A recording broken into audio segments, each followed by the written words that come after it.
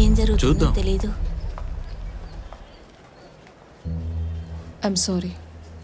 అది నీ తప్పు కాదు మధు. నాకు ఎలా చెప్పాలో తెలియడం లేదు. దీని తర్వాత కూడా ఈ కేసుని నేనే కంటిన్యూ చేయాలా? చూడమ్మా, గౌతమ్ కేసులో నువ్వు చూపిస్తున్నంత ఆసక్తి ఇంకెవరు చూపించరని నాకు తెలుసు. ఆంటీ ఎలా ఉన్నారు? ఒకరోజు నేను ఇంటికి వస్తాను.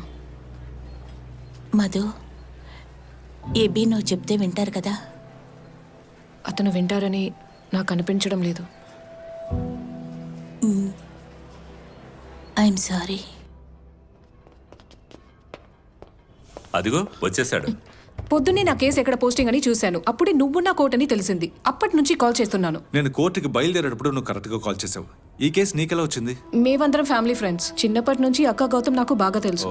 నిన్న రాత్రి అక్క నాకు ఫోన్ చేసింది. మంచి కేసు వచ్చిందని ఎక్సైట్మెంట్లో ఉన్నాను. దీనివల్ల ప్రాబ్లం వచ్చేటట్టుంది. ఏంటి ప్రాబ్లం? నువ్వు ఇప్పుడు పబ్లిక్ ప్రాసిక్యూటర్వి. నీకు తెలిసిన చాలా మంది లాయర్లు కోర్టుకి కేసులు తీసుకొస్తారు. దానికేంటి ఇప్పుడు? మనం ప్రొఫెషనల్స్ కదా. మేమిద్దరం కొలీగ్స్ మాత్రం అయితే పర్లేదు. వచ్చే ఆదివారం వీళ్ళ ఇంటికి వెళ్ళి మాట్లాడబోతున్నాం. ఏం చేద్దాం నువ్వే చెప్పు. మన ఇద్దరి గురించి పొద్దుటే అక్కతో మన విషయం చెప్పేశాను.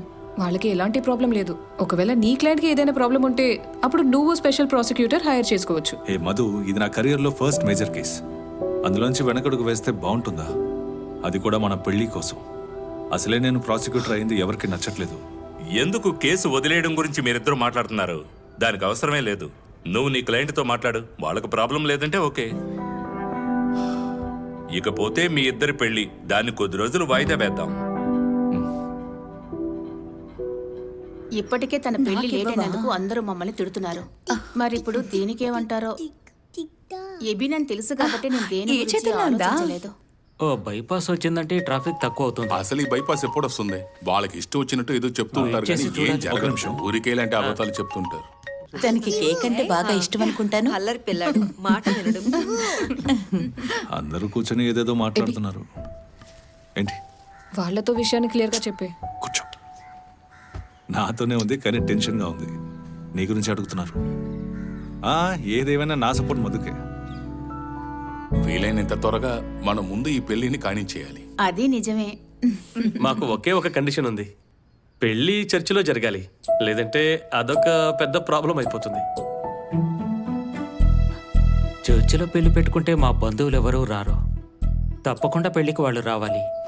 పెళ్లిని రిజిస్టర్ ఆఫీస్లో చేస్తే పోలా? నీకేం తెలియదు, నువ్వు ఊరుకో బావా. చిన్నప్పటి నుంచి చర్చికి తీసుకొస్తే ఇలా మాట్లాడేవాడా?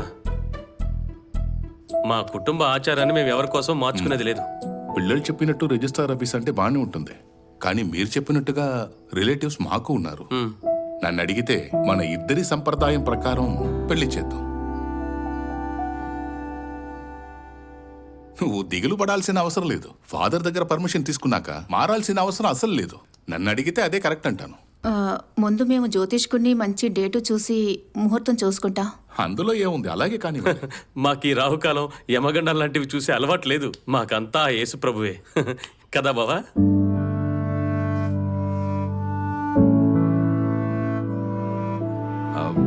మేము ఒక విషయం చెప్పాలనుకుంటున్నాం. ఇది మేమిద్దరం కలిసి తీసుకున్న ఒక నిర్ణయం. మేము వాదించే కేసు గురించి మీ అందరికీ తెలుసు. అది అయ్యేంత వరకు మాకు టైం కావాలి. సరిగ్గా ఈ కేసు జరిగేటప్పుడే పెళ్ళంటే నువ్వు కాస్త ఊరుకోమదు. చూడమ్మా, నువ్వు ఈ కేసును వాదించకపోయినా పర్వాలేదు, కానీ పెళ్లి మాత్రం వెంటనే జరగాలి. అవును, కేసు గురించి మీరు మాకు చెప్పాల్సిన అవసరం లేదు. పెళ్లి మాత్రం వెంటనే జరగాల్సిందే.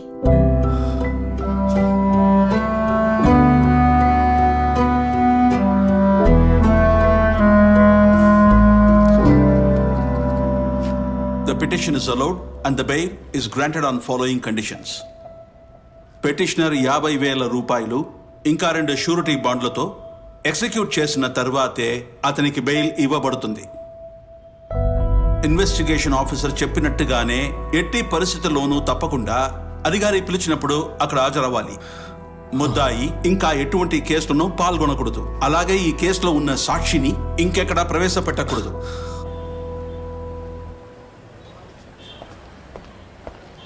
సార్, నా పేరు శివకుమార్. ఈ కేసులో విక్టిమ్ వాళ్ళ నాన్న నేనే. రండి సార్, ఆఫీస్లో కూర్చొని మాట్లాడదాం. సరే సార్. మీరేం చేస్తుంటారు?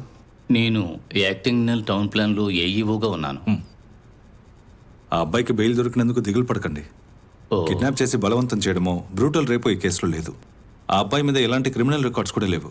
చెప్పాలంటే ఆ అబ్బాయికి ఆ రోజే బెయిల్ దొరికేది. కానీ నా పని ఏంటి, వాళ్ళ పని ఈజీగా అవ్వకుండా చూసుకోవడం.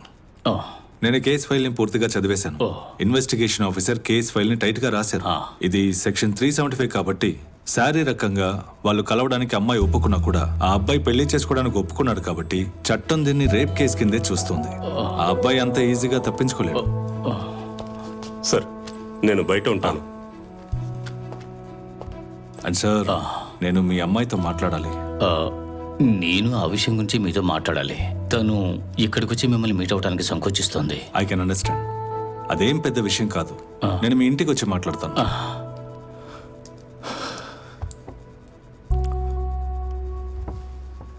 నేను మిమ్మల్ని ఇంకో విషయం అడుగుదాం అనుకుంటున్నాను. ఏంటి సార్ అదే? మీ ఇంటికి వచ్చినప్పుడు అడుగుతాను. ఆ, ఆ, తర్వాత ఆ కుర్రాడి అడ్వకేట్ వాళ్ళు ఏమీ గొడవ పెట్టరు కదా? లేదు, అదే ఉండదు.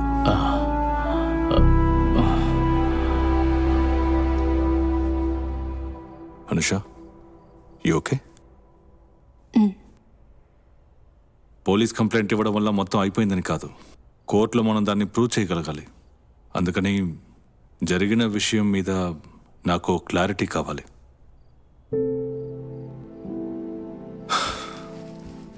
అనుష, కోర్టులో నన్ను ఎవరూ నీ వకీల్గా చూడబోయేది లేదు. అనుష అనే విక్టిమ్ని చూస్తారు. కోర్టులో నువ్వు చెప్పాలనుకున్న ప్రతి విషయం నేనే ఓపెన్గా చెప్పాలి.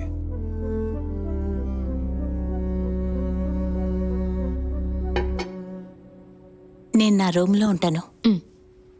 అమ్మా, నువ్వు రా, వాళ్ళు మాట్లాడుకొని.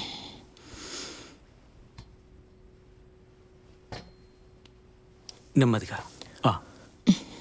గౌతమ్, మనిద్దరం ఫ్రెండ్స్ అన్న విషయాన్ని మర్చిపో. ఈ రోజు నుంచి నువ్వు నీ లాయర్గానే చూడు. ఆ తర్వాత ఈ కేసుకి సంబంధించిన డీటెయిల్స్ పోలీసులతోనూ అక్కతోనూ ఇప్పటి వరకు చెప్పనవి అన్ని డీటెయిల్స్ నువ్వు నాకు చెప్పే తీరాలి.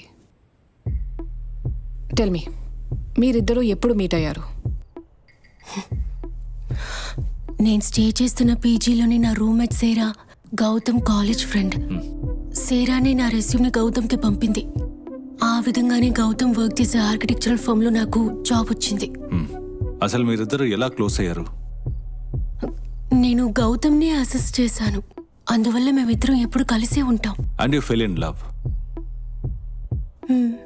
తను కూడా లవ్ చేశాడా? వాడికి కూడా నేను ఇష్టం అన్నట్టుగానే మొదటి నుంచి బిహేవ్ చేశాడు. ఆఫీసులో అందరికీ ఈ విషయం తెలుసు. నిన్ను పెళ్లి చేసుకుంటానని తను ఎప్పుడైనా మాటిచ్చాడా? నాకు అటువంటి ఫ్లింగ్ లో ఇంట్రెస్ట్ లేదని వాడికి బాగా తెలుసు. కానీ వాడి ప్రవర్తన ఇప్పుడు పూర్తిగా మారిపోయింది. అలాంటిదేం లేదు. వి వర్ జస్ట్ క్లోజ్ ఫ్రెండ్స్. నేను ఆఫీస్లో అందరితో ఎలా ఉంటానో అలాగే అనుషతోనూ ఉన్నాను.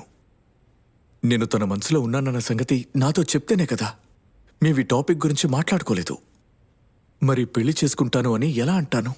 మీ ఇద్దరి మధ్య ఆ రోజు జరిగింది వాజ్ ఇట్ ఫస్ట్ టైం?